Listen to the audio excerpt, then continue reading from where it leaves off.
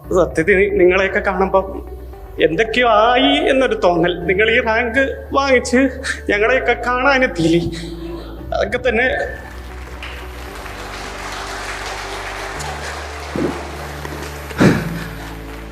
എനിക്ക് വേറെ ലക്ഷ്യങ്ങളൊന്നുമില്ല. എനിക്ക് കുറേ വർഷങ്ങളായിട്ട് നിങ്ങൾ മാത്രമേ ഉള്ളൂ. എന്നാൽ കഴിയുന്ന എനിക്ക് പറ്റുന്നത് നിങ്ങൾക്ക് ചെയ്തു തരണം. നിങ്ങൾ കുറേ പ്രതീക്ഷിച്ച് നല്ലൊരു ഗവൺമെൻറ് ജോലി നേടാൻ വേണ്ടി ഇറങ്ങി തിരിച്ചു വരാം. കുറേ വർഷങ്ങളായി പഠിക്കുന്നവരുണ്ട്.